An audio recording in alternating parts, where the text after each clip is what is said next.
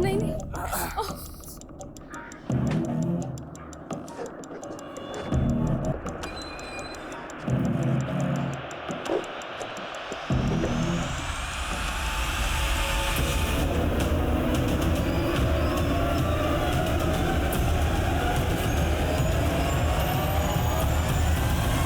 पूनम,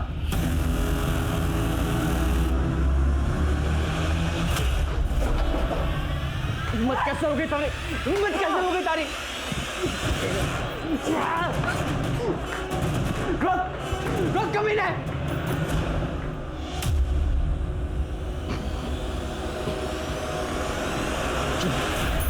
माफ कर दीजिए, गलती हो गई।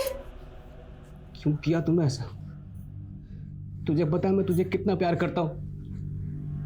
बापू को वचन दिया था कि तुझे अच्छे से रखूंगा, और रख रहा हूं ना मैं। फिर तूने ऐसा क्यों किया? माफ कर दीजिए मुझे। शादी के पहले से जानती थी उसे, अचानक मिला तो बहक गई। माफ कर दीजिए, अब आइंदा नहीं होगा। मैम, मेरी बहन मोनिका बहुत ही भली थी। वो उस कमीने नवीन ने सब कुछ किया है। मैंने उसको बहुत मना किया मैम कि मत कर उससे शादी, पर उसने मेरी एक भी बात नहीं मानी मैम। मोनिका जब जयपुर आई थी तो आप लोगों के घर रुकी थी, फिर ऐसा क्या हुआ कि उसे यहाँ से जाना पड़ा? मोनिका को जब सरिता और नवीन के बारे में पता चला तो वो बहुत ज़्यादा अपसेट हो गई थी, और वो यहाँ पे हमेशा गुमसुम सी बैठी रहती थी। फिर एक दिन पता नहीं क्या हुआ, वो बोली कि मुझे अकेले रहना है। मैंने उसे रोकने की बहुत कोशिश की, लेकिन वो नहीं मानी। काश मैंने तब भी उसे यहाँ रोक लिया होता। बस कर पूनम, मत रो मत रो। मैंने तुझे माफ कर दिया पूनम, मुझे भी माफ कर दे पूनम। हम सब कुछ भूल जाते पूनम।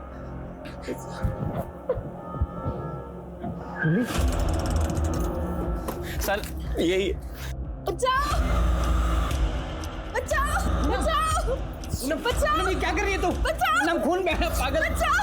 हट जा पूनम। पूनम, क्या कर रही है? छोड़ उसे। तू क्या कर रहा है यहाँ पे? देखा सर क्या किया इसने?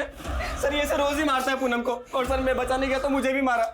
तुम चुप क्यों हो पूनम? बताओ ना सर को। जी, ये मुझे बहुत पीटता है, कभी बेल्ट कभी चप्पल जो दिख जाए।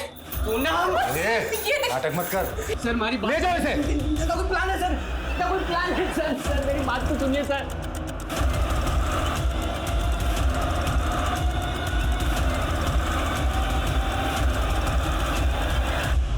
यस सर, मोनिका श्रीवास्तव आई थी यहाँ कुछ दिन पहले, लेकिन अपना लॉकर यूज करने आई थी सर।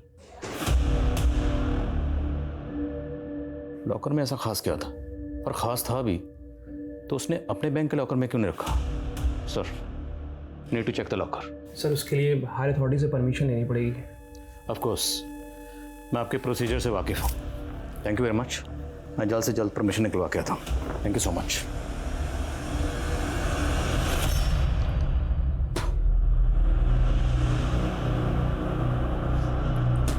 क्या कर रहे हो भाई साहब? अबे शुगर मना, तेरे मुंह पे नहीं दूंगा मैंने। सो जा कंबल ओढ़कर। तो गुंडा कर दिए, साहब जी ने जाके बोल दूंगा मैं। अबे गुंडा बोला मेरे को? हाँ गुंडा बोला? गुंडा बोला मेरे को? गुंडा बोला? गुंडा बोलते?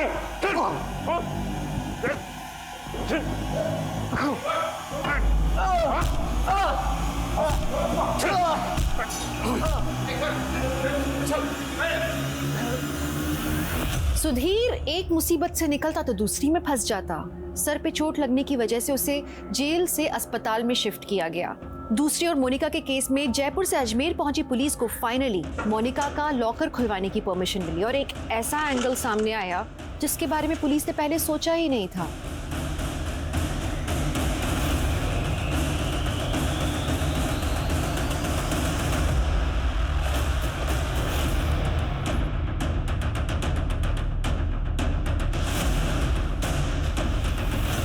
क्या मोनिका एक विसल ब्लोअर थी? जी सर, मोनिका अपने बैंक में हो रहे एक स्कैम को एक्सपोज करने के लिए एविडेंस इकट्ठा कर रही थी। लगभग 1500 करोड़ के लोन्स नकली डॉक्यूमेंट्स पर अप्रूव हुए। पिछले 15 साल से सिर्फ छोटे छोटे अमाउंट का ये स्कैम हो रहा था, इसलिए लोगों की नज़र में नहीं आ रहा था। तो क्या मोनिका और सरिता के केसेस को आपस में कनेक्ट करके हम कोई गलती कर रहे हैं? क्योंकि मुमकिन है मोनिका के कत्ल के पीछे इस स्कैम में से कोई हो। सर, मोनिका को जिसने मारा वो उसे अच्छे से जानता था। मोनिका अपने बैंक में फ्रॉड कर रहे लोगों के साथ इतनी आसानी से नहीं जाती। करेक्ट, लेकिन अब हमें आईडी से कांटेक्ट करना होगा और ये सारा डाटा उन्हें हैंड ओवर करना होगा। Let them investigate.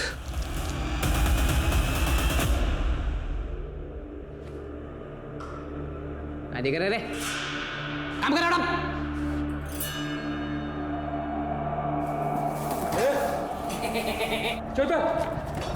साहब मच्छर गिरा, मच्छर मच्छर मच्छर मच्छर काट रहे हैं, मच्छर नीचे। माफ कर दो साहब। वो पूनम, सर पूनम पूनम पूनम पूनम पूनम हमारी बीवी है साहब, हमारी बीवी है। इस स्कैम को एक्सपोज करने के लिए मोनिका ने अपनी जान खतरे में डाल दी। नाउ इट्स योर रिस्पॉन्सिबिलिटी कि मोनिका ने जो मिशन अधूरा छोड़ा उसे आप अंजाम तक पहुंचाएं। डोंट वरी आदिल, हम इस केस की तह तक जाएंगे और इस केस में शामिल जितने भी लोग हैं उन सबको सजा दिलवाएंगे। और ये सरकारी बैंक्स किसी रॉयल बिजनेसमैन की पर्सनल जागीर नहीं है। Justice will be done. Good luck. Thank you. आप लोग मुझे घर लेके जा रहे हो क्या? हाँ, घर लेके जा रहे हैं। हमारा बस थोड़ा दिमाग खराब हो गया, बाकी में सब कुछ ठीक है मेरा। हमारी बीवी है ना पूनम, पूनम उसकी कसम। मैंने घर लेके जा रहे हो।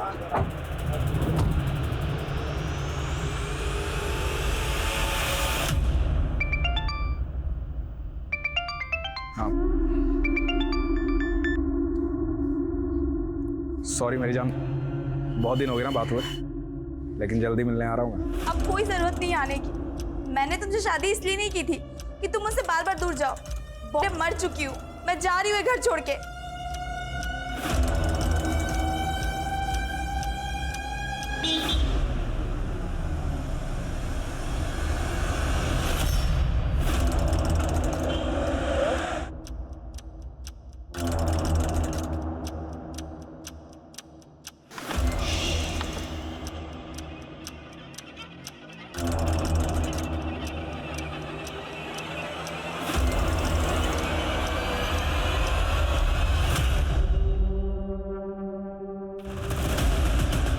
सर आप मेरी बात सुनिए सर, मैंने कोई स्कैम नहीं किया है सर। सर आप कहाँ लेके जा रहे हैं मुझे? सर मेरी बात तो सुनिए। अरे ज्योति, हाँ, अरे डील हो गई है फाइनल। कल पैसा मिल जाएगा हमें एडवांस। अच्छा।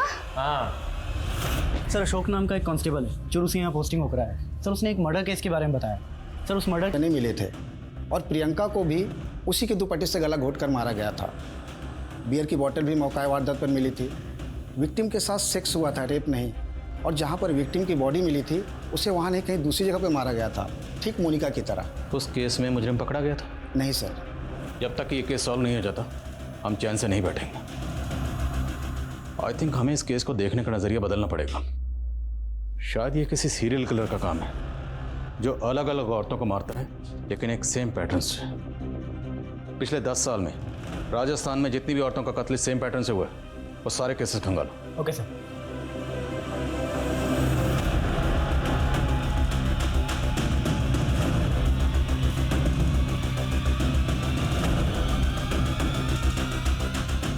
सर टोटल 6 केसेस मिले हैं। 2004 में 1, 2008 में 2, 2010 में 2 और 2017 में 1।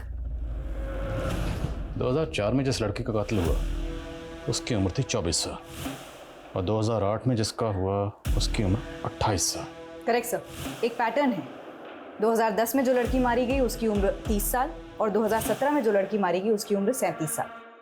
2004 में उसने जो पहला कत्ल किया था अब लड़की की उम्र थी 24 साल। अगर हम ये मान लें सपोज कि उस वक्त उसकी उम्र भी 24 साल रही होगी तो 2008 में उसकी उम्र हुई 28 साल और सर अब तो उसकी उम्र लगभग 40 साल होगी। सर अगर मोनिका से जुड़े हुए केस में लोगों को देखें तो उसके जीजा कैलाश और पति नवीन दोनों लगभग 40 के आसपास थे। पता लगाओ क्या नवीन और कैलाश का क्राइम सीन से कोई कनेक्शन है? आई थिंक अब हमारा तीर निशाने पर लगने ही वाला है।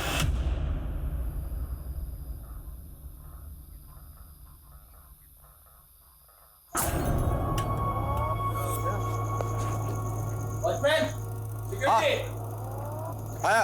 आओ। हो क्या हुआ?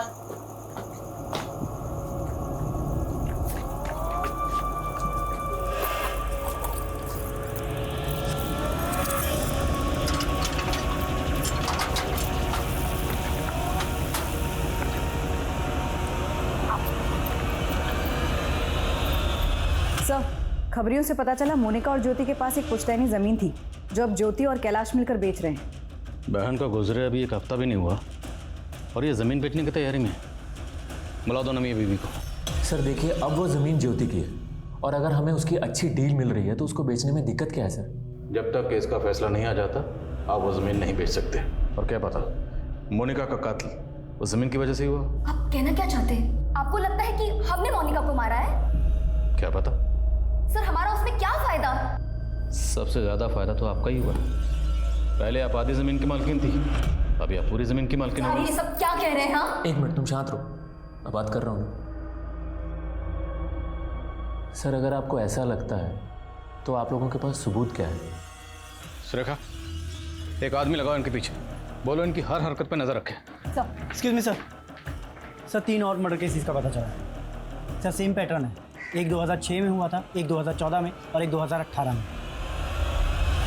2006 में जिस विक्टिम का कत्ल हुआ उसकी उम्र थी 26 और 2014 में जिसका कत्ल हुआ उसकी उम्र थी 34 और 2018 में जिसका कत्ल हुआ उसकी उम्र थी 38। और सर 2006 में जिस लड़की का मर्डर हुआ था उसके मर्डर के जुर्म में एक योगेंद्र नाम के आदमी को अरेस्ट किया गया था। सर उसकी मानसिक हालत ठीक नहीं थी, उसे मेंटल असाइलम भेज दिया गया। वहाँ से वो कुछ के साथ फरार हो गया। सर आज तक पकड़ा नहीं गया। तो उस योगेंद्र की जेल अथॉरिटीज़ के पास कोई फ़ोटो वगैरह तो होगी? जी सर। सर ये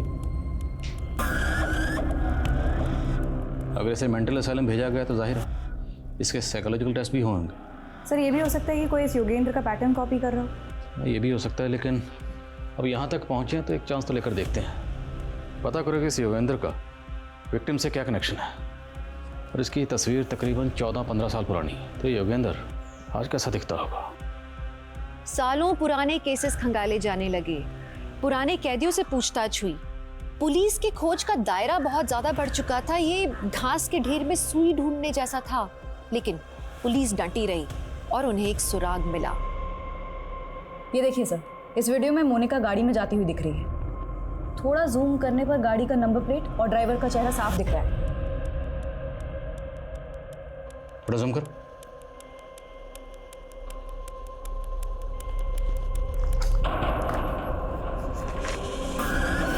चौदह 15 साल पहले योगेंद्र कुछ ऐसा दिखता था और अब दोनों तस्वीरों को गौर से देखो।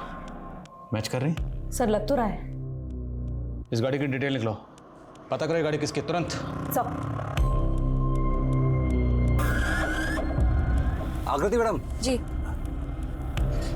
सर, कार के ओनर का पता चल गया है। उसी की प्राइवेट टैक्सी है, यहीं जयपुर का है।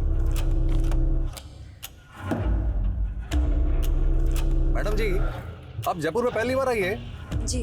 आप जयपुर आई हैं तो आपको हवा महल जरूर देखना चाहिए। तो ये उसका कहना है सीसीटीवी में जो मोनिका के साथ कैब ड्राइवर है उसका नाम दिलीप है, उसकी उम्र 40 साल है। और हाँ, थोड़ी देर पहले एक सवारी लेकर जोधपुर के लिए निकला है। इस दिलीप की तस्वीर जोधपुर हाईवे पर सब जगह सर्कुलेट करवा, सारे टोल नाका, सभी पेट्रोलिंग टीम, सबको अलर्ट भेजो। कहीं भी ऐसी कोई भी कार नजर आए हमें तुरंत इन्फॉर्म करें।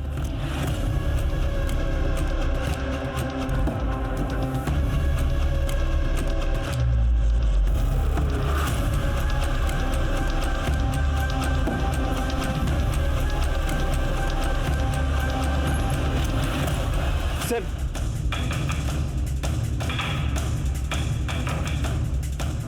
सर गाड़ी ने अभी अभी जोधपुर हाईवे से लेफ्ट टर्न लिया है। नजर रखो उस पर और फॉलो करते रहो उसे। Okay sir.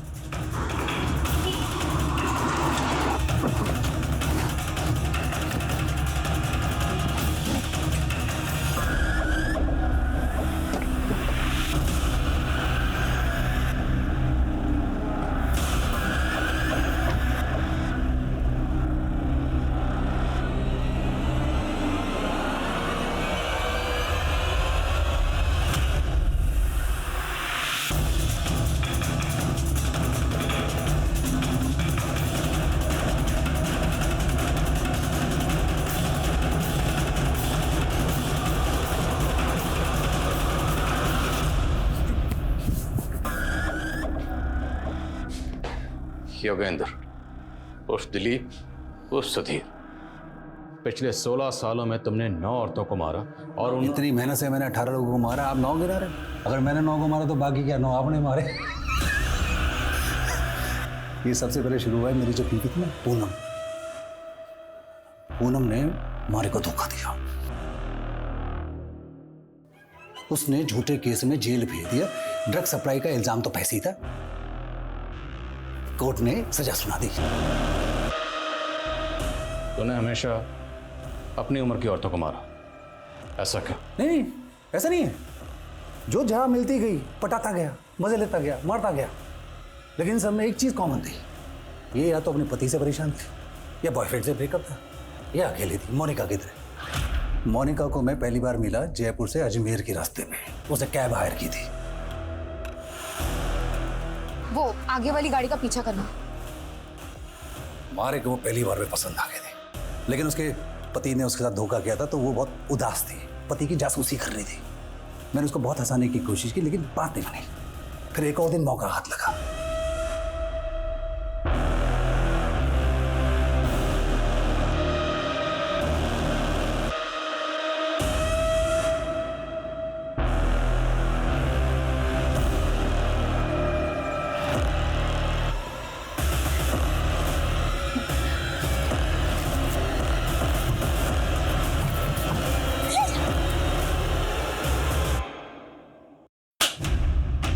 मोनिका एक इंडिपेंडेंट और बहादुर लड़की थी। उसने 1500 करोड़ के स्कैम का खुलासा किया। समझ ये नहीं आता कि मोनिका जैसी समझदार लड़की उस सुधीर के झांसे में आई कैसे। इसका एक कारण ये हो सकता है कि मोनिका मानसिक रूप से डिस्टर्ब थी। उसने अपने पति और बहन से धोखा खाया था और इसी नाजुक हालत में वो सुधीर की बातों में आ गई। और सुधीर, उसको अपने किए का जरा भी पछतावा नहीं था। उसको उसकी बीवी ने धोखा दिया था और उसका बदला वो पूरी औरत जात से ले रहा था। एक बेसिर पैर की बात सुधीर के मन में घर कर गई, उसका जुनून बन गई, उसे जुर्म की ओर ले गई, जिसका खामियाजा 18 मासूम औरतों को भुगतना पड़ा। आप जानते हैं हमारे देश में मानसिक स्वास्थ्य पर खास ध्यान नहीं दिया जाता है। जरूरी है कि पीड़ितों को, यहाँ तक कि मुजरिमों को भी वक्त रहते नियमित रूप से मनोचिकित्सकों की सलाह दी जाए, तो आप स्वस्थ रहें, सुरक्षित रहें। इसी आशा के साथ मैं दिव्यांका त्रिपाठी दहिया अब लेती हूँ आपसे विदा। फिर मिलूंगी एक नए केस के साथ। तब तक देखते रहिए क्राइम पेट्रोल, सतर्क, विमेन अगेंस्ट क्राइम। एक औरत परिवार, अब हर औरत का भार।